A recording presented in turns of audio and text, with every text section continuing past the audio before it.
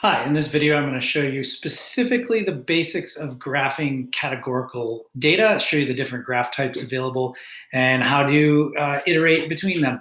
So first I want to show you this data set. This is the Lency Scrunchy data set, and we have a whole activity built around this. This is a hands-on activity where you actually have to find common objects in your home and categorize them and record data and graph it.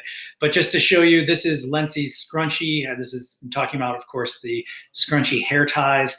There are three variables here. There is color, you can see right here, color, frequency worn, and always wear. And this is just a binary variable, either always used or not always used. This is how Lency categorized these. And if we scroll down, you can see there are in total, looks like 44 rows in this data set. So 44 scrunchies were categorized. I'm going to go to make a graph, click this yellow button, make a graph, and I'm going to start graphing. You can choose between the types of graphs that you pick up here with these three icons.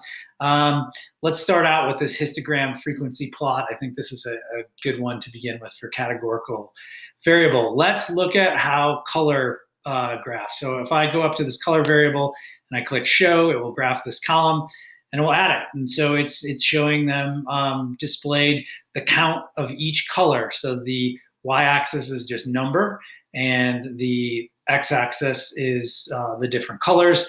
This is a scaled bar graph. This is typically starts getting introduced to students around third grade. So they should be familiar with this no matter what level you're at.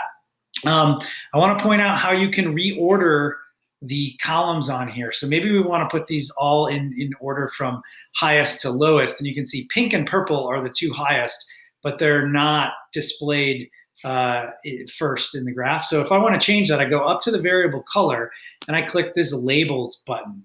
And this will allow me to decide the order they're displayed in. So maybe I want to move pink up to that first position. I just click the up arrow for it, and I'll do the same with purple, move it up one, move it up another, and now I click done, and you can see the graph has displayed them over there. I also want to point out how you can add a title to your graph. If I go into the appearance menu, I can just click add title, and it will add the title. And I had already written this title in there. You can change that just by that window there, and you're clicking on it, and then you can modify the title. So I will actually make that title go away for now. To plot a different variable, I can just make color go away, click show again to undo it, and maybe we want to see frequency worn. And now I can see this display of how many are rarely worn, how many are occasionally worn, how many are sometimes worn, and how many are always worn. So I can flip through those. I could also see these same data displayed as a pie chart. So instead of the histogram frequency, I'll go and I'll click pie chart. It will turn blue, and you can see that now I've got a pie chart showing me how many are occasionally worn, rarely worn, always worn, or sometimes worn.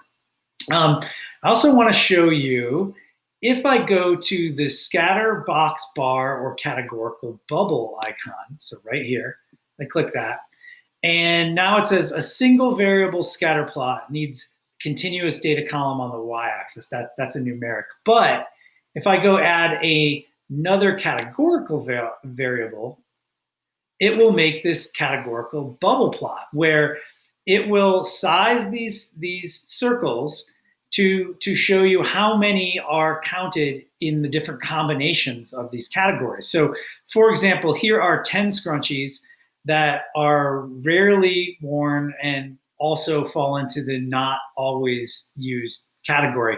And this is a weird one to plot, because this always used and not always used is actually just a finer resolution of these four categories. So maybe let's do this with color instead. So I just click show for color, and over here in red is showing you what's currently on the plot.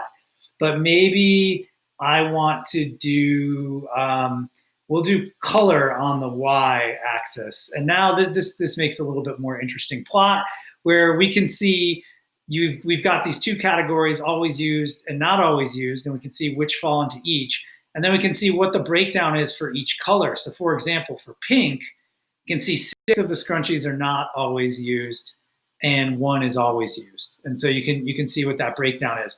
I could change that instead of the always where variable, maybe I'll put the frequency worn there, and you get an even more complex bubble plot. But you can see this is the categorical bubble plot. So those are the 3 different types of graphs you can make with categorical data. Look for another video for other data types. So with that, good luck.